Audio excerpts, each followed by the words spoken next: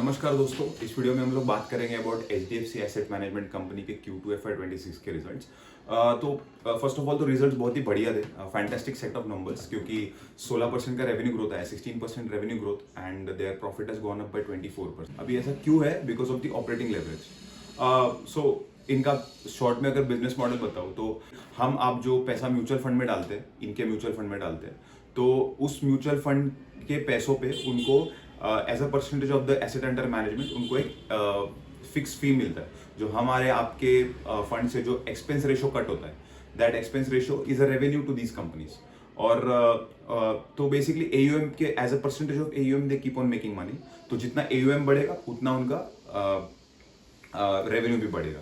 So that's how they make money. लेकिन on the other hand इनका जो expenses है वो फिक्स्ड इन नेचर होता है। इनके जो भी एनालिस्ट की टीम है, 10 15 20 एनालिस्ट है इनके टीम में, वो तो उनको तो मतलब सैलरी उतना ही देना है। In general the expenditures that they have are pretty much fixed in the nature. So जितना जितना AUM बढ़ रहा है, it is directly contributing to the bottom line of the company. So that's the beauty of this business model, and they have a stupendous operating leverage into their business. अब बात करते हैं about this company. तो इनका AUM बढ़ा लगभग 14% से।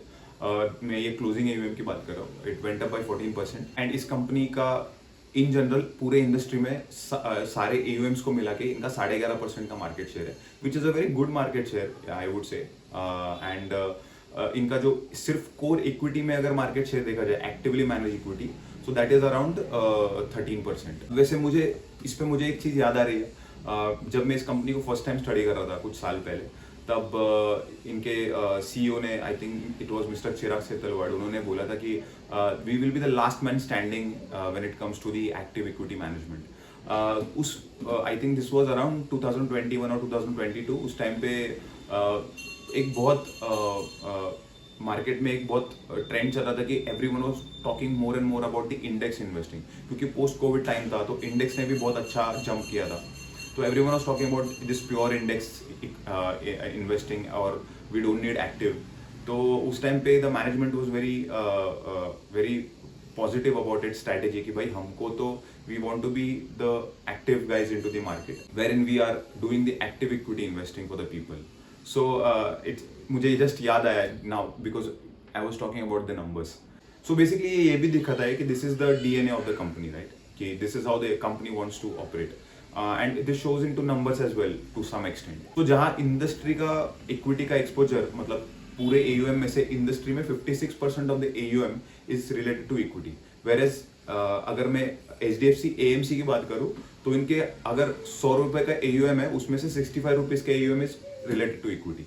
सो that's how they are like more interested और more tilted towards equity management. एक और इंटरेस्टिंग ट्रेंड मैनेजमेंट ने इस क्वार्टर में ये बताया कि जो मेटल रिलेटेड ETFs है, स्पेशली गोल्ड एंड सिल्वर, वो काफ़ी बड़े हैं, उसमें बहुत ट्रैक्शन था। जैसे गोल्ड का इनका गोल्ड ETF का AUM it went up by around 38 to 40%, and silver का जो ETF था इट वेंट अप बाय 116%। सो यही है कि मतलब जब कोई रैली आता है तो दिस शोज कि how people start chasing what is growing into the market. So ये इस AUM में नजर आया। एक और अपडेट ये है इस क्वार्टर का कि वो लोग बोनस शेयर्स देने वाले 1:1 के रेशो में। ठीक है, मतलब इससे कोई जस्ट एन अकाउंटिंग गिमिक, इससे बिजनेस में कोई फर्क नहीं पड़ रहा है। बट जस्ट एक अपडेट था तो मैंने बोल दिया। एक और चीज बिजनेस रिलेटेड ये चीज है कि ये लोग 2 NFOs करने वाले हैं in the fourth coming quarter. One is some innovation fund and other one is some all cap equity related fund.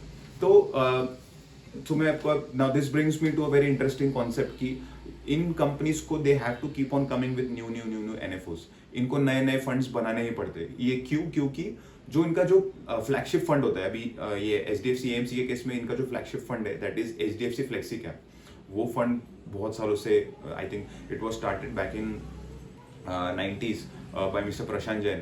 मतलब Mr. Prashant Jain was onboarded as the fund manager long back.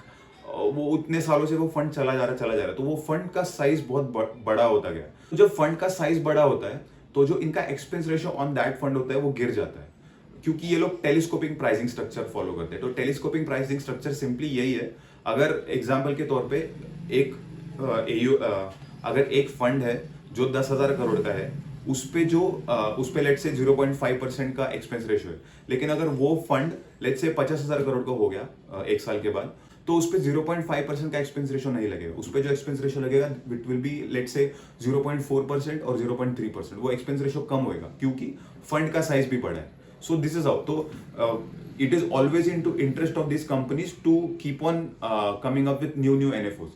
अगर आप largely देखें तो the set of companies that they have into these different funds is pretty much the same, pretty much the same. मैं ये नहीं बोलूंगा कि 100% same होता है, बट लूजली वो सेम सेट ऑफ स्टॉक्स ही होते हैं। But then they have to keep on coming with this new kind of products. तो इसी से उनका क्योंकि वो नया फंड है तो उसका AUM कम होगा, तो AUM कम होगा तो उसका expense ratio will be higher. So that's how they keep on generating revenue, क्योंकि ये this is a lever for their revenue growth, right. इसी से उनका रेवेन्यू ग्रो होता है।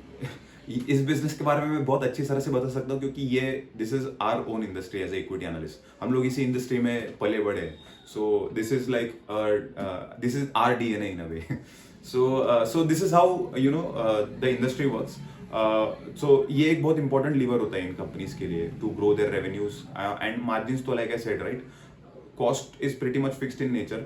नया फंड आने के बाद थोड़ा बहुत मार्केटिंग एक्सपेंसेस होता है, एंड देन वो फंड थोड़ा मेच्योर होने के बाद all the incremental inflows that come for that fund, वो सारा बॉटम लाइन पे जाता है and that helps into the margin. So ये strategy wise this company is doing very well. मैं आपको बोलता हूँ कि ये कंपनी का valuation is not definitely not cheap. ये 50 के पी पे ये कंपनी ट्रेड कर रही है। नो डाउट कि इसका अर्निंग्स भी ग्रो हो रहा है, बट इसका वैल्यूएशन इज नॉट फेवरेबल। कल को जाके और कोई बड़ा करेक्शन आता है या जो भी आता है, तो these are the companies which are the first ones to suffer, क्योंकि इन कंपनीज को देखने का एक राइट टाइम होता है वेर इन बहुत ज्यादा मार्केट में सेंटिमेंट खराब है। जैसे अभी इंडेक्स ने खराब किया है, लेकिन फिर भी इक्विटी में इन्फ्लोज आ रहे हैं, लोग मार्केट में तो पैसा डाल रहे हैं।